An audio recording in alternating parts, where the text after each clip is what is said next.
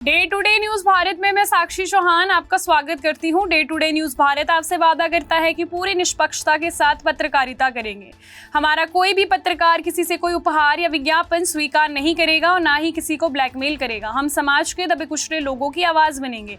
हम चैनल पर कोई ऐसी खबर नहीं दिखाएंगे जो लोगों को भ्रमित करती हो। साथ ही हम लोकतंत्र के चौथे स्तंभ को मजबूत करने की कोशिश करेंगे।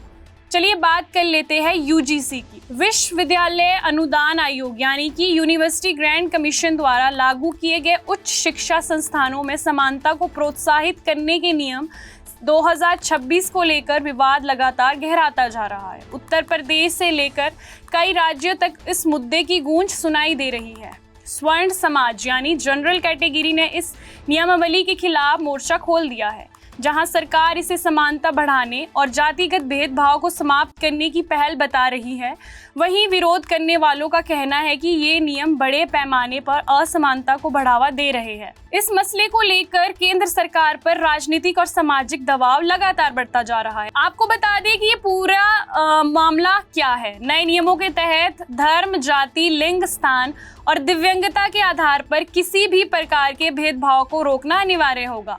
विशेष रूप से अनुसूचित जाति और अनुसूचित जनजाति, पिछड़े वर्ग, आर्थिक रूप से कमजोर लोग और छात्र व कर्मचारियों के अधिकारों की सुरक्षा पर जोर दिया गया है। यूजीसी यानी कि यूनिवर्सिटी ग्रांट कमीशन के निर्देशों के अनुसार हर विश्वविद्यालय और कॉलेज में अब समान अवसर केंद्र की स्थापना होना अनिवार्य होगा। ये केंद्र वंचित वर्गों के छात्रों और कर्मचारियों को शैक्षणिक, वित्तीय और सामाजिक मामलों में मार्गदर्शन देंगे। इसके संचालन के लिए एक समन्वय समिति गठित की जाएगी जिसमें शिक्षक, कर्मचारी, छात्र और नागरिक समाज के प्रतिनिधि शामिल होंगे। आपको बता दें कि समिति भेदभाव से जुड़ी शिकायतों की जांच कर कार्रवाई सुनिश्चित करेगी। इसके साथ ही हर संस्था में समानता हेल्पलाइन नंबर शुरू करना अनिवार्य होगा। पीड़ित छात्र या कर्मचारी ऑनलाइन पोर्टल, ईमेल, हेल्पलाइन के माध्यम से शिकायत दर्ज करा सकेंगे। शिकायतकर्ता की पहचान, गोपनीयता रखने का भी प्रावधान है, जबकि गंभीर मामले में पुलिस को तुरंत सूचित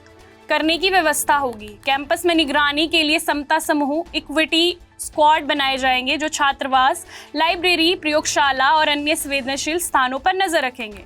हर विभाग या छात्रावास के एक समता दूत भी नामांकित किया जाएगा। समता समिति के निर्णय से असंतुष्ट व्यक्ति 30 दिन के भीतर विश्वविद्यालय लोकपाल के पास अपील कर सकता है। यूजीसी राष्ट्रीय स्तर पर निगरानी समिति बनाएगा और संस्थानों से वार्षिक अनुपालना रिपोर्ट मांगेगा। नियमों का पालन न करने वाले विश्वविद्यालयों पर यूजीसी योजना से वंचित करने की मान्यता सूची से हटाने का प्रावधान करेगा। यूनिवर्सिटी ग्रांट कमीशन द्वारा प्रस्तावित उच्च शिक्षा संस्थानों में समानता 2026 को लेकर विरोध तेज हो गया है। उत्तर प्रदेश विधान परिषद के सदस्य देवेंद्र प्रताप सिंह ने इस पर आपत्ति जताते हुए इसे सामाजिक असंतुलन के लिए नुकसानदेह बताया। यूजीसी को पत्र लिखकर उन्होंने नियम लागू न करने से पहले सुझाव और आपत्ति को सुनने की मांग कही और कहा कि ये प्रावधान उच्च शिक्षा संस्थानों में पढ़ाई के माहौल को प्रभावित कर सकता है। उन्होंने स्पष्ट किया कि दलित और पिछड़े वर्ग के छात्रों के साथ किसी भी तरह का अन्याय नहीं होना चाहिए, लेकिन नियम बनते समय सामाजिक संतुलन का ध्यान रखना जरूरी है। नया नियम सामान्य वर्ग के उत्पीड़न का माध्यम बन सकता है। यूजीसी का उद्देश्य भेदभाव रोकना होना चाहिए, ना कि किसी वर्ग विशेष को असुरक्षित महसूस कराना। भारतीय न्याय संहिता में पहले से ही भेदभाव से जुड़े मामलों के लिए प्रावधान मौजूद है, इसीलिए अलग से समता समिति बनाने की कोई ज़रूरत नहीं है। उन्हें इसे तुरंत निरस्त कर देना चाहिए और इसकी उन्होंने मांग की है। यूजीसी का लक्ष्य ऐसे उत्कृष्ट शिक्षा और शोध केंद्र बनाना होना चाहिए जो आत्मनिर्भर और मजबूत भारत का निर्माण करे। यूजीसी बिल और स्वामी अभिमुक्तेश्वरानंद के साथ हुए घटना में बरेली के अलंकार अग्निहोत्री ने सोमवार को इस्तीफा दिया।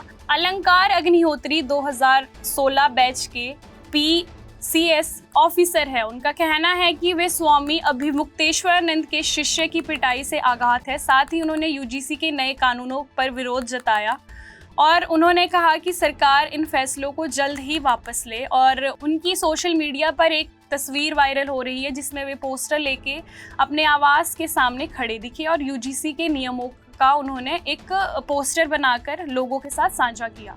अभी के लिए फिलहाल इतना ही। देश दुनिया की तमाम खबरें जानने के लिए day to day news Bharat को देखते रहे। साथ ही हमारे चैनल को लाइक, शेयर और सब्सक्राइब करना ना भूलें। नमस्कार।